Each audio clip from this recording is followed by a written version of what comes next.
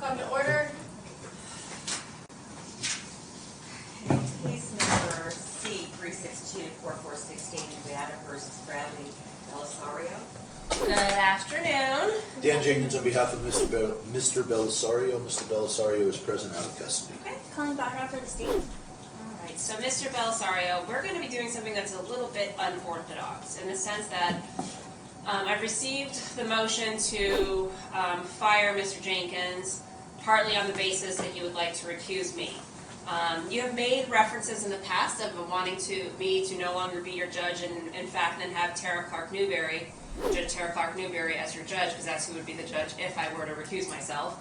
And although there has not been a formal motion, I am willing to bypass the required motions so that we can address that today, because I think that could affect other things that are on schedule for today. So I'm not sure how.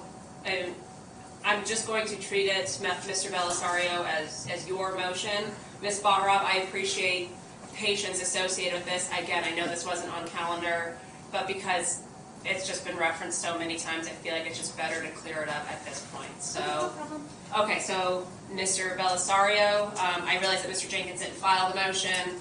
I'm not going to force Mr. Jenkins to argue the motion at this point. I will allow you to, on your own, make representations unless you want Mr. Jenkins to do it, but I just... I'd rather have the motion go forward to replace him, talk to the new person about it, and have them file it, because I don't want to be my attorney here. So. Okay.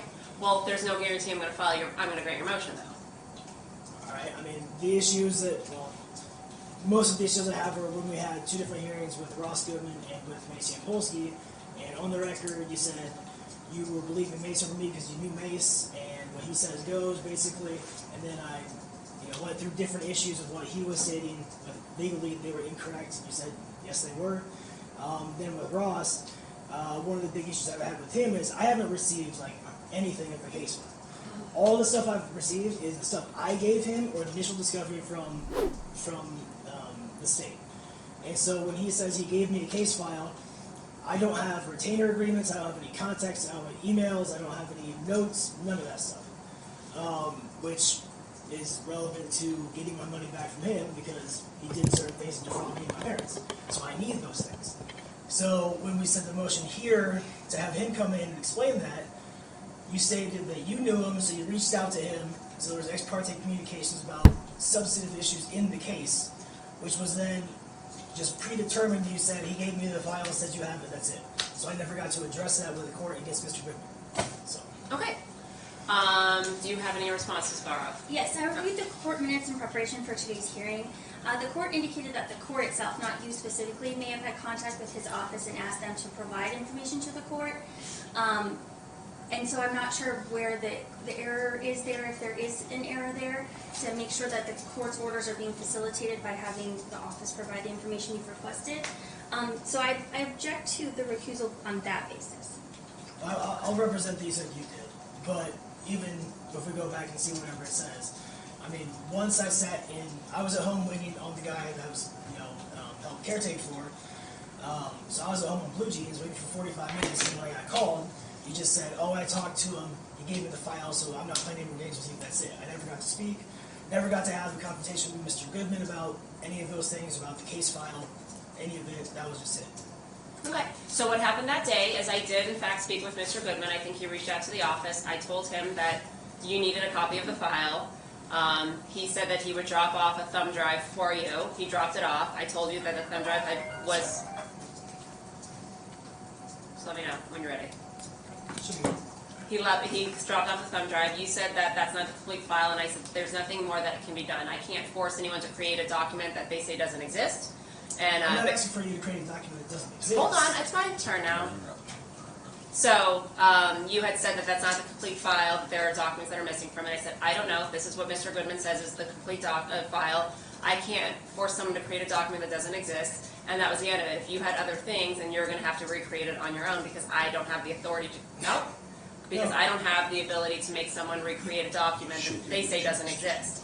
I know that you weren't happy with that, but I don't think that's a basis for a recusal. I don't think that I'm in a position where I am treating you with any kind of different than I do any other individual. I didn't partake in any kind of ex parte communications about substantive issues, but rather facilitating the delivery of the file since Mr. Goodman was not going to be in court that day, and I said he could just drop it off with the court, and that's what he did. There was no substantive conversation between Mr. Goodman and myself. Discussing the contents of the case file is substantive. So I disagree. Well, that's fine, but I also disagree with you having me argue this right now without counsel, because he doesn't do any of this stuff. Okay. I'm doing this by myself, and beyond that, with the issue with Mace, you stated you were, when he was arguing, you go, well, I know him, I know his reputation, so if that's what he says goes. That is actual bias. Predetermination in the Goodman case is bias. Predetermination with Mace is bias. If you're using your personal knowledge of someone to go against me based on that, even though the law said he was wrong, that is bias. May I be heard? Of course. Your Honor, it appears that the main complaint appears to be the representation he received with the money that he paid these people. That's a question for the State Bar. That's not necessarily a question for you. I'm not finished. Especially because Your Honor has already allowed him to have different counsel. Your Honor removed Mr. Goodman, or he removed Mr. Goodman. I apologize if I said that incorrectly. Ms. Poirier was on this case for a period of time. She voluntarily withdrew. Mr. Yampolsky was on the case. He filed his motion to withdraw. The court allowed that to happen. Mr. Grosso came. He filed the motion to withdraw. This court allowed that to happen. And now the public defender's on this case, and we've had similar motions. So it's very obvious that this defendant, who is also a former attorney, disagrees with how his lawyers are representing him.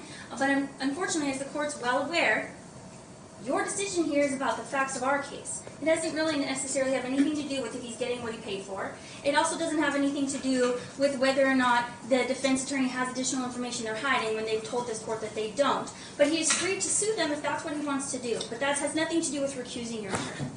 That's not true, actually. So they filed, the judge in family court, who Ross was representing me in these cases, right? He puts me, I get in jail, he keeps me in there for 8 weeks without filing like a motion that took 10 minutes to write, saying, hey, district court said he has to get out, send that to justice court, that follow that. He kept me in there for, actually it was 10 weeks. So that I got out the day after my divorce trial, lost everything, no contact with kids, all that stuff, and then Goodman comes in here and, sorry, I can't deal with that right now. But what she's saying about it's all about money, it's not about money. It's you basing your decisions based on the knowledge of the people, not the facts of the case. Okay. Well, I'm not basing any decisions based on anything other than the facts that are presented before me. I have not engaged in any kind of inappropriate behavior or conduct. I don't think that's a decision for Do you to not make. talk over the judge. It is actually my decision to make. If I file a motion to disqualify, it goes to the head judge, right? No, not Chief necessarily. Justice. No. I'm pretty sure it does, doesn't it? No.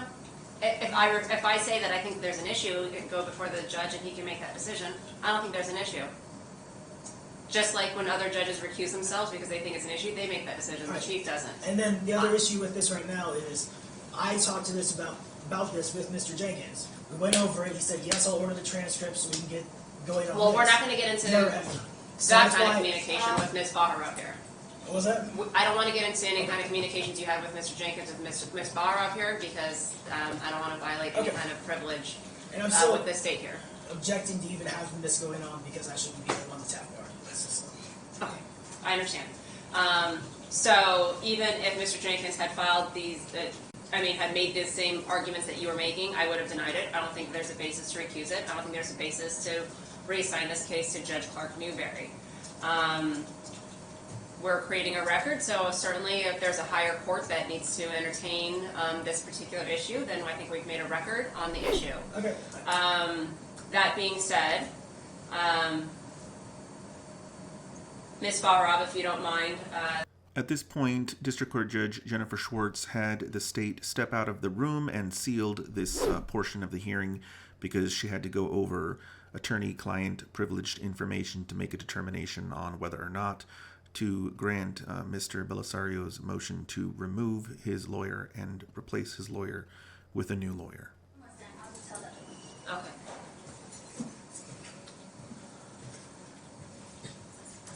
So I'm appointing Kendall Stone to represent Mr. Bellisario. Okay. I will put this on calendar for a status check on November 29th. Okay. for Ms. Stone and Mr. Bellisario to be present. I will have the file present in court. Okay. I'll bring a appreciate it. disc also. Okay, fantastic. On that date, we'll kind of go with it. I'm not going to set any kind of hearings, but rather status checks to make sure that Ms. Stone is ready. I'm not going to say that Ms. Stone is precluded from filing. If she thinks it's appropriate to file a motion to recuse me, my decision to deny the motion to recuse was without prejudice. Certainly if there's something that Ms. Stone thinks is appropriate and legally sound, I'm not going to preclude her from filing that. Okay. But we will be back here on November 29th. Do we have her card that we can give to Mr. Bellisario? We will notify Ms. Stone that this is her card and with her contact information. Thank you, Your Honor. Have a good day. Thank you.